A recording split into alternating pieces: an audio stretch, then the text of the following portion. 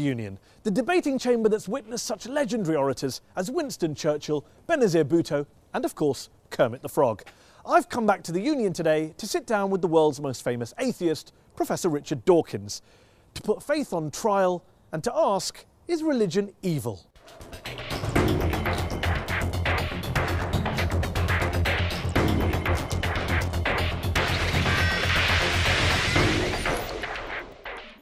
Muslims riot in protest against a truly awful film demonising Islam. Dozens are killed. The Quran, if found guilty, can be burned. A Christian pastor in Florida tries to burn a copy of the Quran and ignites global pandemonium. Even Buddhists are at it, attacking the Muslim minority Rohingyas in Western Burma. And of course, the conflicts plaguing the modern Middle East are often blamed on ancient hatreds between the children of Abraham. Remember 9/11? Was this religiously inspired terrorism? Thousands died. Yet here's the thing. Societies without faith haven't fared much better. Communism banned all religions, as Joseph Stalin and Mao Zedong systematically slaughtered millions of their own countrymen. Is science any better? Since Galileo and Darwin, scientists have sought to stamp out ignorance and unravel the mysteries of the universe. But science has also poisoned the environment, unleashed killing on an industrial scale, and now threatens our entire planet. My guest today, however, stands firmly on the side of science and has provoked controversy with his attacks on religion. Ladies and gentlemen, Professor Richard Dawkins. One of the most prolific thinkers of his generation, he shot to fame in the 1970s with his research into genetics, and his book, The Selfish Gene, transformed evolutionary biology. His most famous work, The God Delusion, sold millions of copies and has been translated into more than 30 languages. Richard, thanks so much for joining us here on Al Jazeera. Before we go any further, I just want to check something. Are you an atheist? For all practical purposes, yes. Nobody can actually say for certain that anything doesn't exist. But I'm an atheist in the same way as I'm an a-leprechaunist and an a-fairyist and an a-pink unicornist. So you're not 100% sure God doesn't exist, but you're sure enough to make it practically... I'm as sure as you are sure that fairies and leprechauns don't exist. And do you see an equivalence between the idea of God and the idea of a fairy and a leprechaun? The evidence for both is equally poor. You say, in The God Delusion, one of my favourite sentences that jumps out of the page, that the God of the Old Testament is a petty, unjust, unforgiving control freak, a vindictive, bloodthirsty ethnic cleanser, a misogynistic, homophobic, racist, infanticidal, genocidal, filicidal, pestilential, megalomaniacal, sadomasochistic, capricious, malevolent bully. As a piece of rhetoric, superb. But do you really believe that? Congratulations on getting megalomaniacal right, by the way. Most people fumble on that. Yes, if you've actually read the Old Testament, I think you would have to agree.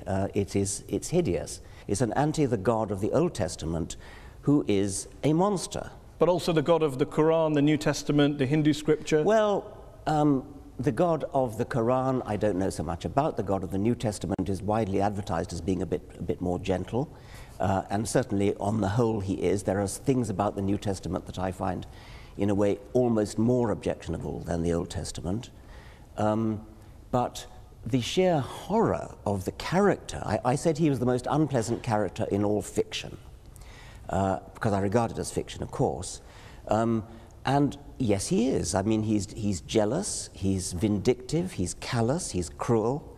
And yet this is a God that is worshipped by, loved by, adored by, well, followed by millions, billions of people. I hope not. I hope that the God that is adored by millions of people is a grown-up kind of God who is no longer... I hope that most people who...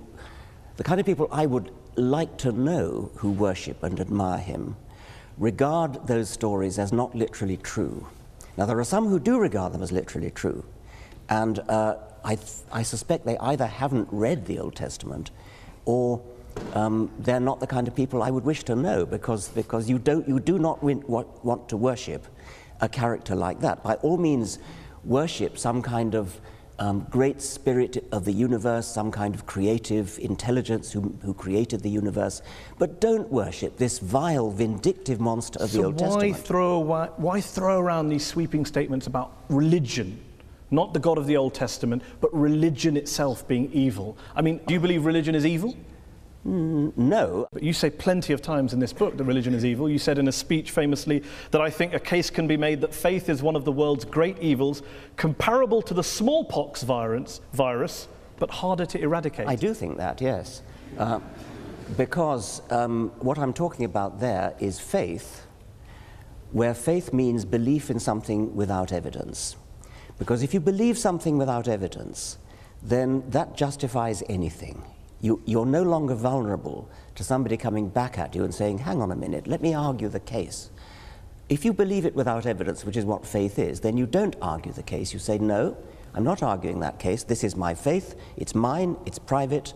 I don't dissent from it. I don't retreat from it. You're just going to have to accept it. Now, that is evil. And yet you spend so much of your time debating people of faith. So clearly people of faith are interested in having discussions. They're not just all blind believers insisting on their way of... Well, nobody said anything about all of them. I mean, the vast majority of religious people are perfectly good, nice people, as you are.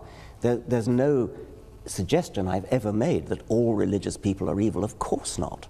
There is a logical progression that goes from believing in faith, having faith that your God tells you to do something, and doing terrible deeds, like suicide bombing, like flying planes into skyscrapers.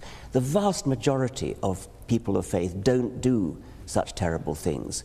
But those people who do terrible things do it believing that they are righteous and good, and they think that they're doing the will of their God. So they're not evil people, they're actually good people by their own lights. They believe they're doing good things, and that's why religion is evil, because it can make you do evil things believing that they are good. Do you really believe that people who go out and carry out suicide bombings, it is faith? Religion is to blame, not geopolitics, not the world, not their lives, not what's going on around us.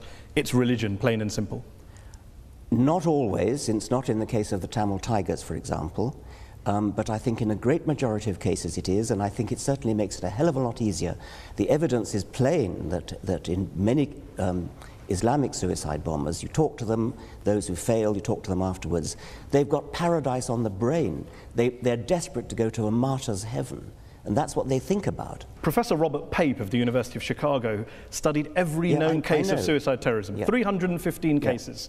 And he came to the conclusion that there's, quote, little connection between suicide terrorism and Islamic fundamentalism or any of the world's religions. The taproot of suicide terrorism, he says, is nationalism. It's about land, it's about power, it's about politics. It's not about faith. Faith is just a cover. What do you know that he doesn't know?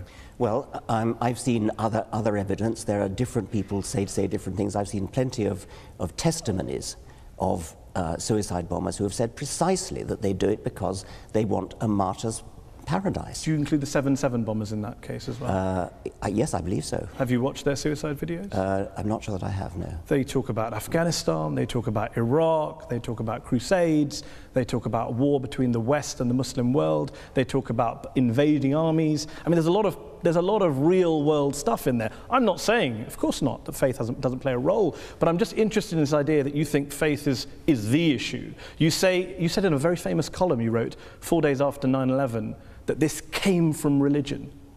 There are enormously good reasons for people to take political action, and this we see in Northern Ireland, we see it in Afghanistan, we see it in Sri Lanka, where the Tamil Tigers operated. So yes, there are political reasons, but the promise of a martyr's heaven, which is, you cannot deny that this is part of Islamic doctrine. Martyrs go straight to paradise. Yes, but not terrorists, not murderers, not criminals. Well, they believe that because they're told it by their imams. But then what about the majority of the world's Muslim clerics and ulama who came out and condemned 9/11 straight afterwards? Well, I'm delighted they did, but they were pretty quiet about it. What about the argument that says human beings are prone to violence, they're prone to carrying out crimes against their fellow man? You can blame religion, you can blame politics, you can blame economics, lots of factors, lots of excuses. What I don't get is, why do you only focus on religion? For fairness, why don't you also isolate the other factors? There are lots of other factors, and I'm quite happy to say that, yes. There are lots of, I mean, if you look at the wars of history, some of them have been about religion, plenty of them have not been about religion. I never said religion is the sole cause of wars and violence. You may not have said that, but you would accept that the new atheists, people like Sam Harris, the late Christopher Hitchens, have blamed a lot of history's wars on God and religion, and you make a similar suggestion in The God Delusion. Yeah, I would blame a lot of history's wars, but the most terrible wars in history, the two major wars of the 20th century, are nothing to do with religion. You accept that point? Yeah, of course. And the Cold War and Vietnam? Yes, I would, of course, yes. So when you have a situation where some of the world's worst crimes were carried out not by believers, how then does that square with your idea that it's religion that causes good people to do bad things, it's religion that's driving violence, your original statement against religion at the start of this? Dogmatic belief in something like religion or something like Marxism or something like Nazism, these are all, or indeed patriotism, I mean, my country right or wrong, these are all pernicious beliefs which can drive people to do terrible things. And in the Second World War, Hitlerism was driven by racism, by a sort of sub-Wagnerian pagan religion which Hitler revived. Stalin's atrocities were motivated by a dogmatic belief in Marxism. And atheism. Stalin happened to be an atheist, but he was never motivated specifically. The Soviet Union was not based on scientific rationalism, on the elimination of religion and God? Stalin persecuted the church. Stalin persecuted just about everybody. Are you saying that the Soviet Union, the leaders of the Soviet Union, were not driven by a hatred of religion and a belief that science and human progress and materialism was the way forward? They believed that materialism, science, human progress, those are kind of there was a Marxist slant on those words, and they were hideously misused. Mao Zedong, when he invaded Tibet, told the Dalai Lama that religion is poison. The subtext to the late Christopher Hitchens' book was religion poisons everything. Can you blame people of religion for saying, hold on, we've heard these ideas before, that religion poisons everything and it leads in one direction? It's an incidental fact that Mao Zedong and Stalin happened to be atheists. They incidental, it wasn't core to communism.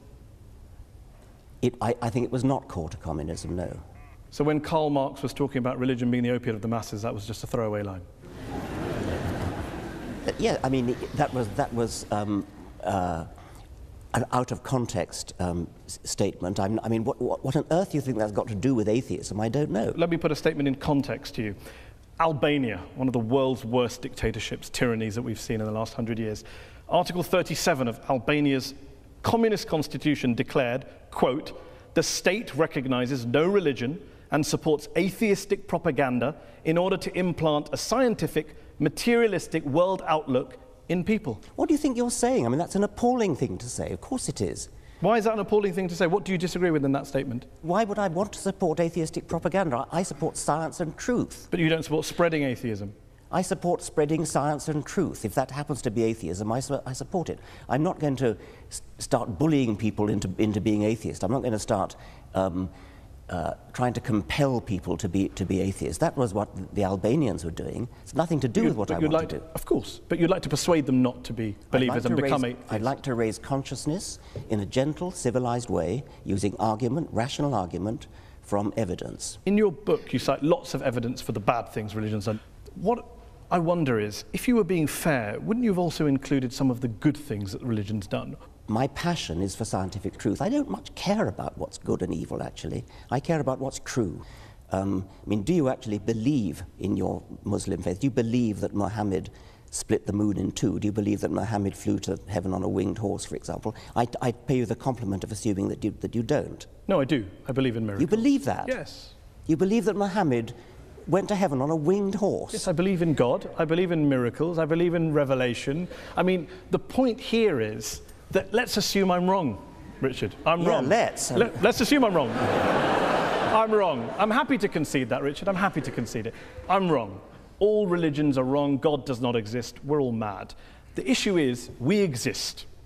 We've existed for a while. I think even Christopher Hitchens said, and you've said in your writings, we're not going anywhere. So my question to you is, why not acknowledge, for example, the good things that religion has done? Do you accept that religion has done good things, despite all of our mad beliefs and our miracles? I accept that individual religious people have done an enormous number of good things. Not driven by religion?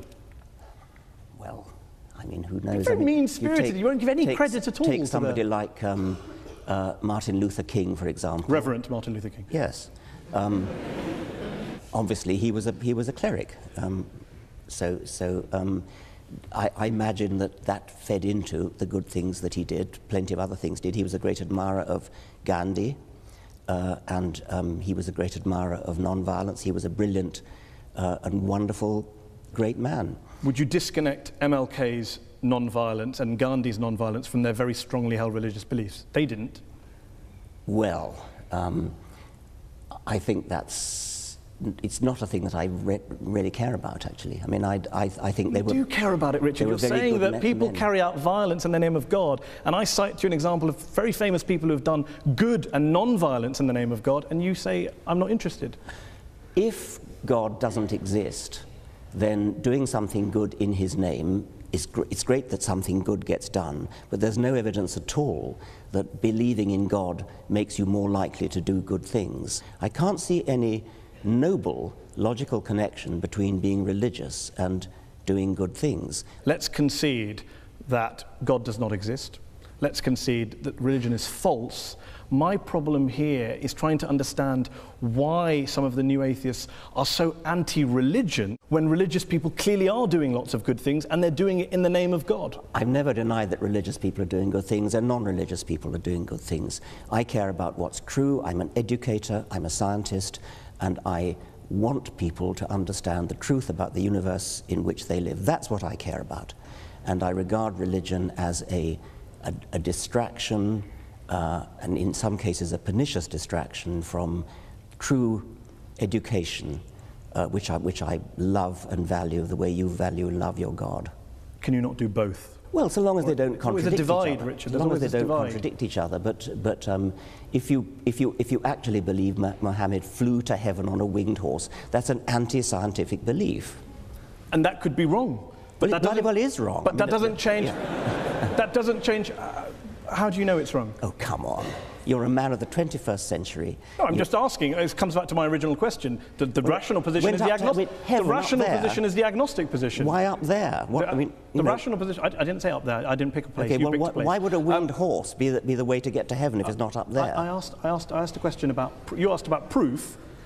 I'm all for saying I can't prove it, but can you prove he didn't do it? I mean, this is the end-all debate. Didn't fly to heaven on a winged horse? I'm just asking on your criteria. I'm just asking on your criteria. No, I can't prove it, and I can't prove it wasn't a golden unicorn. But I'm fascinated that you're rather talk about what animals the Prophet may or may not have used 1400 years ago, rather than talk about what Muslims or Islam is doing in the world today, good or bad. Well, that seems to be the distraction. If anyone's distracted, it seems to be you. Well, that's your view. I'm fascinated by how somebody, a respected, sophisticated journalist in the 21st century, can believe that a prophet flew to heaven on a winged horse.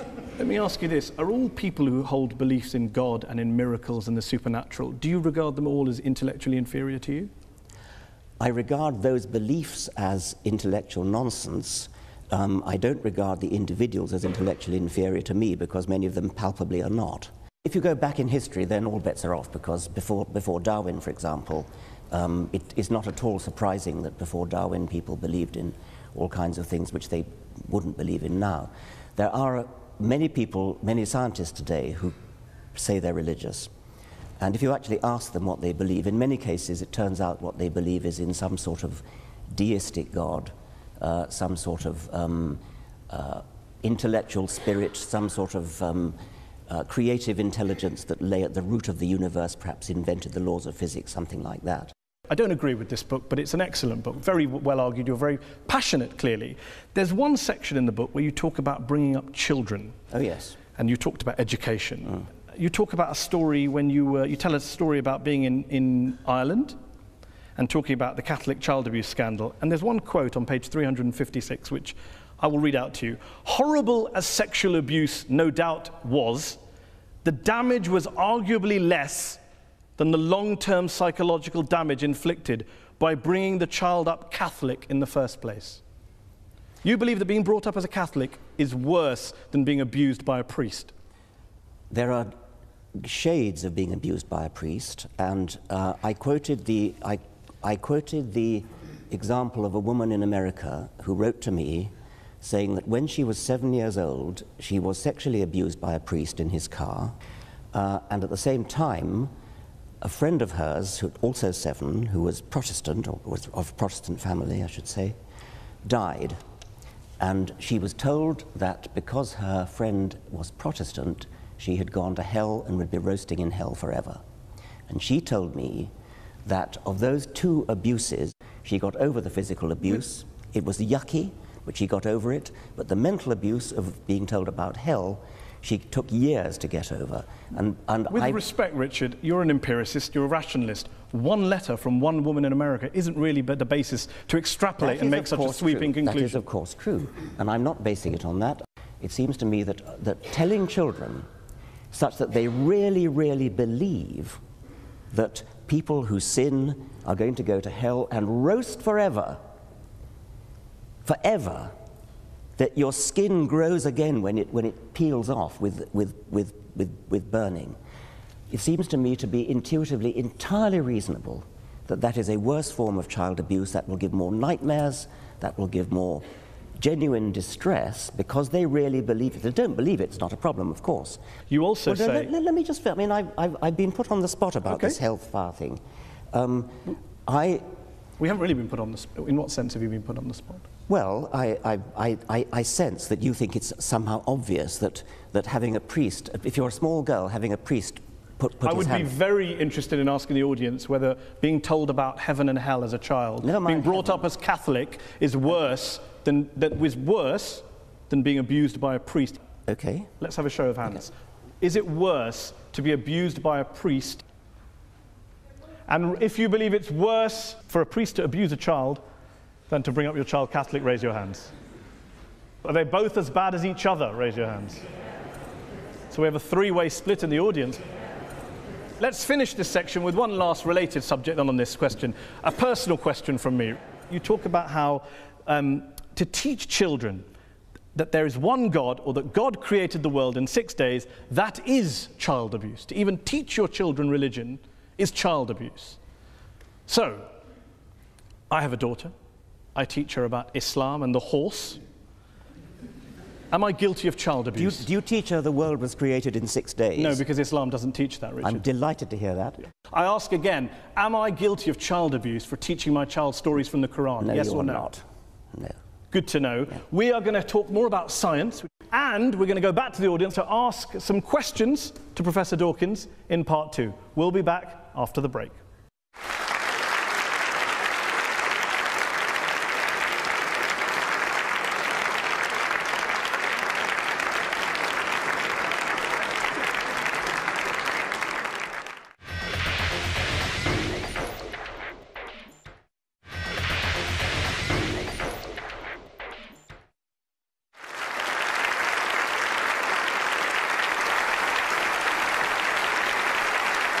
Welcome back. We're talking about religion and its impact on the world. Good, bad, evil. We're joined here by our guest, evolutionary biologist, Professor Richard Dawkins.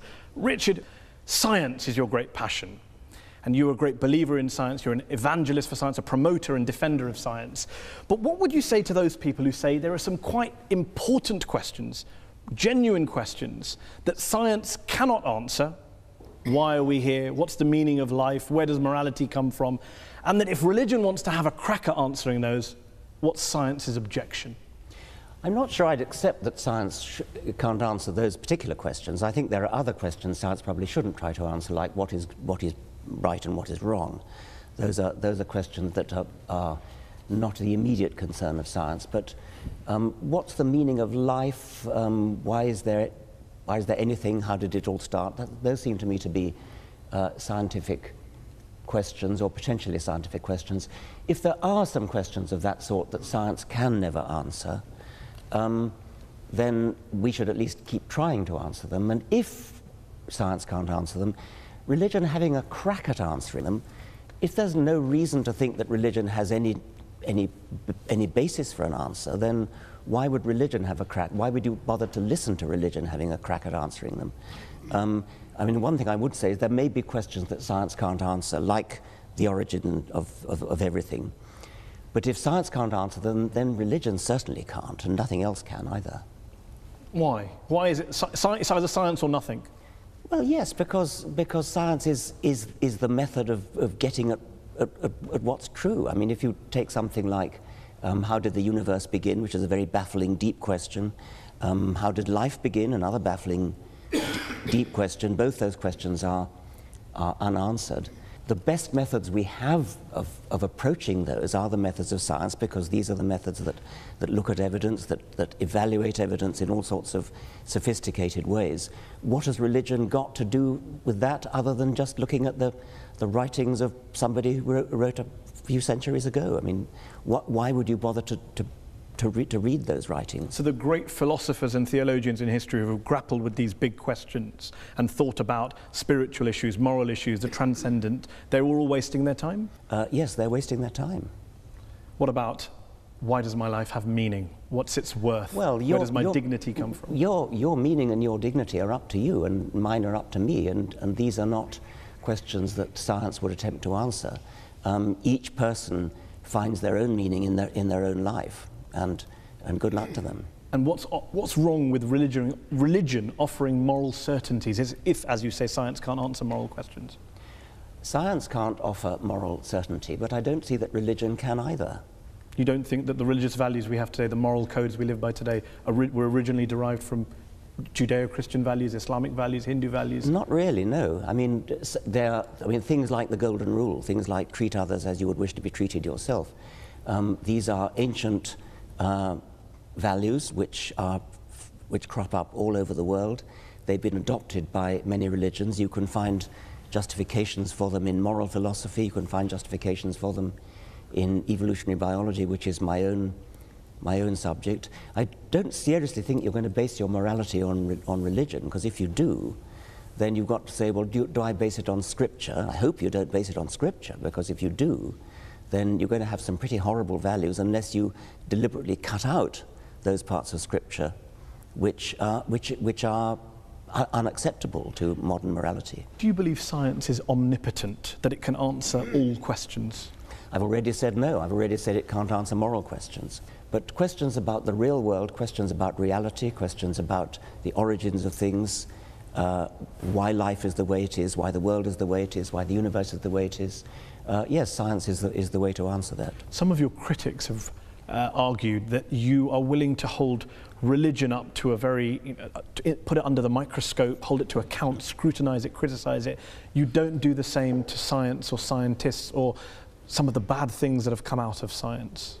Well, bad things that come out of science, if by that you mean horrible weapons. Nuclear weapons, gas chambers, eugenics. Weapons, yeah. These are terrible things which are technology that arises out of science, and it's certainly true that if you want to do terrible things with technology, with terrible weapons, for example, science is the best way to do it, because science is the best way to do anything. And even bad things. Even bad things. I mean, that's right. If you want to develop a terrible weapon, you're not going to do it in any other way than by science. The trick is not to want to develop a terrible weapon, and that's a political decision. And you do not see science and religion as occupying two different compartments that can live side by side. They are in conflict with one another. Insofar as religion attempts to talk about reality and has an alternative vision of reality, I think they are incompatible, yes. Despite the fact, as we discussed earlier, many of our leading scientists are believers? I think it's baffling. I mean, what they in practice do is they leave their religion at the door when they go into the lab. And so they get on with their science. They say they don't. Well, I know they do, but, well, okay. Isn't it because religion answers all sorts of human needs and spiritual urges which science never can? Isn't that the real issue that you can't get away from? Religion may answer human needs. I mean, for example, if you're terrified of dying, religion may answer the need for comfort and consolation. Or if you miss a loved one who's died and you hope to see them one day in heaven, then religion answers a need. It doesn't make it true. And one last thing, and then we'll go to the audience. What do you say to those people who say, you talk a great deal about the power of science, the truth of science. You have people like Sam Harris who say morality can be determined by science. You have quite charismatic, forceful people going around the world proselytizing on behalf of science, that science is actually the new religion that you guys are pitching. I wouldn't say it's a new religion. I mean, it certainly does some of the things that religion traditionally has tried to do, like to answer the deep questions of existence. And it does that, and it does it successfully in a way that religion never has. But it isn't a religion because it's not based upon any holy books, it's not based upon faith, it's not based upon revelation, it's not based upon tradition, it's based upon evidence, and there's a huge difference. And anything that we do not have evidence for that's not scientifically testable, you would dismiss? Well, scientifically testable is putting the bar rather highly, but I do think that evidence is the only good reason to believe anything, yes. So love, beauty, aesthetics, metaphysics? No, I mean, those are obviously important questions. And if you ask some question like, how do you know that your wife loves you? It's from evidence. I mean, it's not scientifically testable evidence, but it's evidence. It's little looks in the eye, it's little catches in the voice. I mean, that is evidence. That's not just internal revelation. Okay, let's open up to the audience. We've been talking about God, evil, war, terrorism, bringing up your children, living a good life, religion and happiness, science versus religion. Who would like to answer the first question? Yes, you? If the Almighty God appears suddenly on the cloud or on the earth or part of the universe, what is your reaction? Are you going to believe or are you going to go against him? What would it take for you to believe in God, not just miracles? Yeah, I mean, popping his head through the clouds. Yeah, that's the thing I've worried about a lot. Obviously, it would do wonders for the book. The reason I worry about it is that obviously, as a scientist, I'm committed to the view that I would change my mind if evidence came along. And so it's a very important question, what would that evidence look like? And I've talked about it with my colleagues a great deal.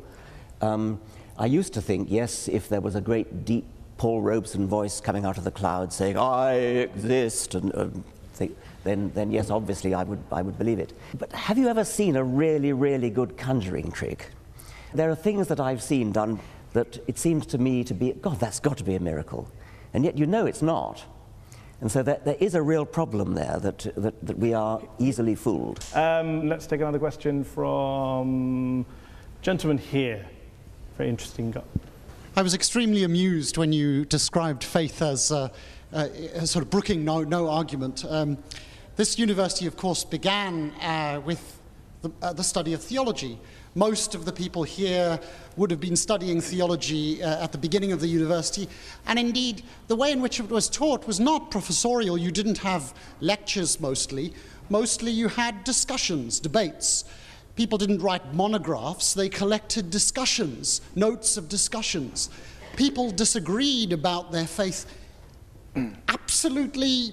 I mean, everybody had a different opinion and everybody expressed it and everybody was heard. What's the question? The idea that, so the question is, do you really think that your view of faith brooking no argument measures up to really any experience of how people think about their faith? You talked about the evidence that your wife loves you. I think for most religious people, the evidence that there's a God is rather like that. Well, obviously, I would be mad to suggest that that theologians don't argue. They argue all the time and always have. They fight wars over their arguments. So clearly, they argue. I'd say, when I say brook no argument, I don't mean that they don't argue. When you say that theologians have disputes and interesting discussions, I take it that from your garb, you take a position one way or the other on whether the transubstantiation, whether the bread and wine really is the body and blood of a first century Jew, or is merely symbolic. But what evidence you bring to bear on such an argument, I cannot imagine. It would not be a real argument at all. It would be a false argument. It would not be an argument which could be settled by real evidence. Just deal with the point about the evidence level when you refer to love of your wife. When you say that your wife loves you, and you're getting evidence from looks in the eye and catches in the voice was the phrase that I actually used. And the questioner said, that's the way religious people feel about God. Yes, they feel that about God, but there's no evidence that they're getting any cues at all. I mean, their God is an imaginary God inside themselves. They feel that they're getting little looks from the eyes of God and sounds from the voice of God, but why should we believe them since we can't see or hear any evidence to that effect? Let's take another question. Gentleman here in the second row. With regards to religion, you've given an example where the Islamic faith and the Muslims basically, they wrap themselves up in bombs because that's what they believe is an Islamic faith. But I disagree with you because there are more than 1 billion Muslims living in the world today who actually believe in the Quran and the scripture, which you said if everybody started believing in the scripture, then that would be horrible. But I disagree with you because more than 1 billion people, 1 billion Muslims believe that if you kill one innocent person, it's as you've killed the entire humanity. So today humanity is about 7 billion people. So more than 1 billion Muslims do not strap themselves up and actually go and commit suicides. The problem with many scriptures, and I think the Quran is no exception, is that you can find a verse that says so-and-so, and you find another verse that says the opposite, and so you have to pick and choose. I mean, is it not the case, for example... You always choose the bad ones. Well, no, I mean, I'm suggesting that you shouldn't be in a position of having to choose. I mean, you shouldn't base your life on a holy book which has contradictory verses, where you can choose one verse when you want to make one point and another verse when you want to make another point. I mean, isn't it the case that the penalty for apostasy is death? You can't take these things and just hold... I could hold up an example of, we mentioned earlier, Sam Harris has said there are some views that are so irrational, people should be put to death for them. Should I hold all atheists to him? Of course I won't hold him to all atheists to that view. Let me put it to you, I mean, is the penalty for apostasy death? No. Good, I'm delighted to hear that. Why didn't... And the Quran doesn't say it is. Well, then... Some Islamic scholars do. Okay. But that's debate and discussion. There's arguments going on. Things take place over centuries. Okay. Well, let's have an atheist make a point and join the debate. Lady there's waving her hand. Actually, in the Quran, mankind refers only to Muslims and excludes infidels, which is all the rest of us. So that's a small point. But really, my question to Professor Dawkins is, how does he feel about the encroachment of all religions, extremists, evangelists, Christians, and a lot of Muslims into the politics and everyday life? And how does he feel about a religion trying to influence politics and public, How do you feel about religion influencing politics and public life? People should be free to speak their minds. I mean, I'm a great believer in free speech, and so members of parliament should speak their minds, and if their minds are influenced by their religion, then that's fine. What I would object to, I think, is the view that somehow religion has a privileged right to speak because it's religion. And I think you'd probably agree with that as well.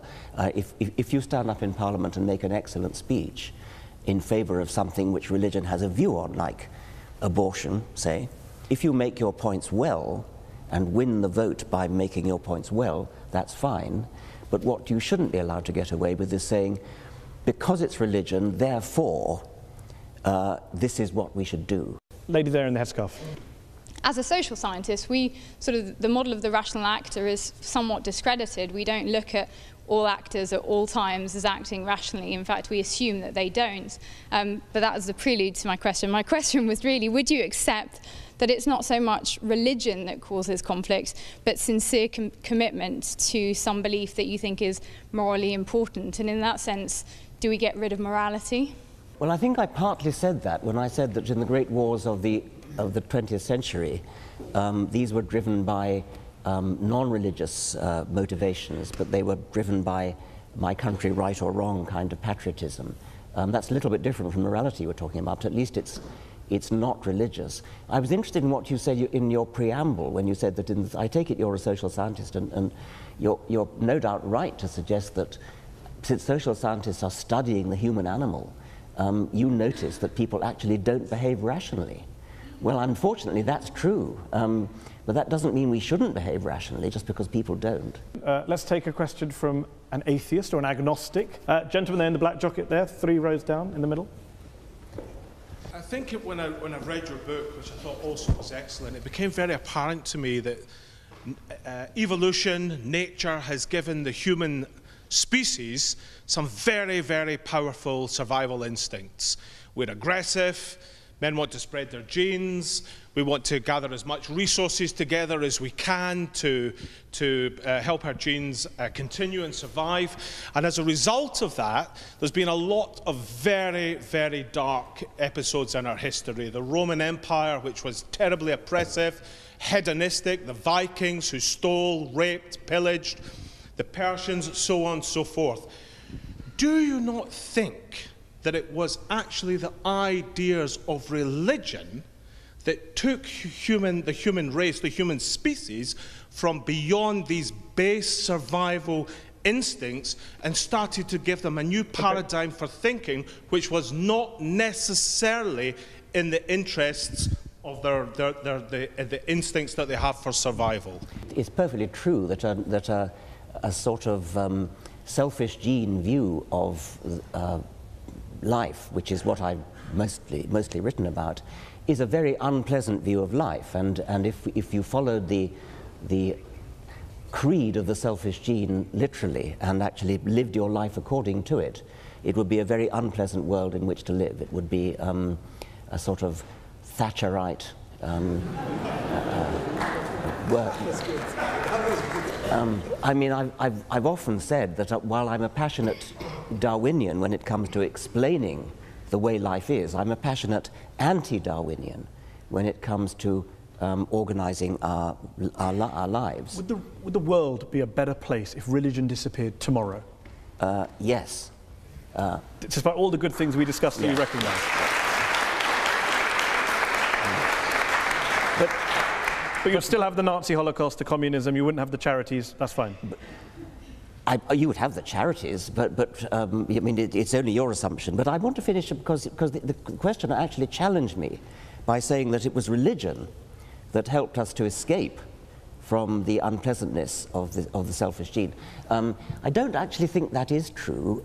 I think that we have escaped by a long and slow process of civilization in which religion no doubt played a part. If you look historically over the very long time span of history, we're getting better, we're getting nicer, we're getting more charitable, we're getting kinder, getting less cruel.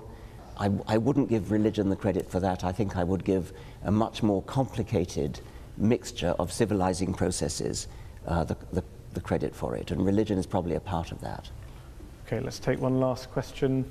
Gentleman there in the blue jumper. And we're going to have to make this the last question. Professor Dawkins, as an atheist, is it not the case that you either believe in the universe just popping into existence without a cause, which is worse than hocus pocus, or in this thing called the multiverse, which has as much independent empirical evidence as Hades controlling the underworld?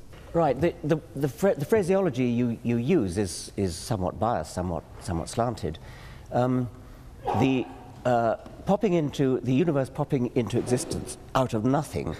The multiverse theory is used in this context to explain the fact that some physicists believe that the physical constants are too finely adjusted. It's as though it's a put-up job. It looks as though the physical constants are so finely adjusted that if you change any one of them, then the universe would collapse. And I started to say that. Yes.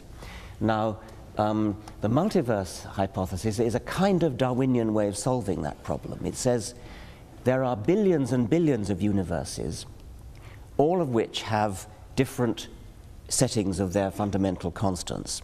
A tiny minority of those billions and billions of universes have their constants set in such a way as to give rise to a universe which lasts long enough to give rise to galaxies, stars, planets, chemistry, and hence the process of evolution. But do you understand, it does make me chuckle that you mock me for believing in a prophet that flies into a heaven, but you believe in lots and lots of universes that you can't show me, prove to me, test to me in a lab, as a basis of getting out of believing in a God and a prophet. I'm astonished that you should compare the two. I'm comparing the lack of evidence for the two. Well, you cannot use your own intuitive common sense in order to diss physics. I mean, if you could do that, we wouldn't need physicists. I mean, they are very sophisticated people. They do mathematics. But there are physicists like Paul Davies who have dissed the multiverse theory as being nonsense. Well, Paul Davies would rather take the view that there's something mysterious in the origin of the universe, and that's another perfectly respectable physicist's view. Steven Weinberg, the Nobel Prize-winning physicist. It's respectable if a physicist holds a view about mystery in the universe, but not if anyone else holds it. If we're talking about the origin of the universe, that is a problem in physics, yes. Let's end with a couple of quick questions. If, as Christopher Hitchens, the late Christopher Hitchens wrote, religion is ineradicable, and as you put it, harder to get rid of than smallpox, doesn't this basically mean that whatever motivations you have, no matter how passionately you're driven and love for the truth, you are essentially wasting your time? I would never admit to wasting my time trying to propagate the truth, and I think I can claim a modicum of success with the people that I've read my books, the people who've attended my lectures. It's a doctrine of despair to say that we're stuck with religion for all eternity. The religions of ancient Greece and ancient Rome and the Vikings have all dead. Nobody believes in Jupiter or Thor anymore. And I have great hopes that the same is going to be true of the God of Abraham. And one last thing, there's a new book out from one of this country's well-known philosophers called Religion for Atheists, which makes the case that no matter how false religion is, no matter how imaginary God may be, there are some lessons, there are some institutions, there are some values that atheists could usefully borrow. I've heard that argument put. I've heard people say that humans do need some sort of rituals, and they need some sort of gathering places, meeting places.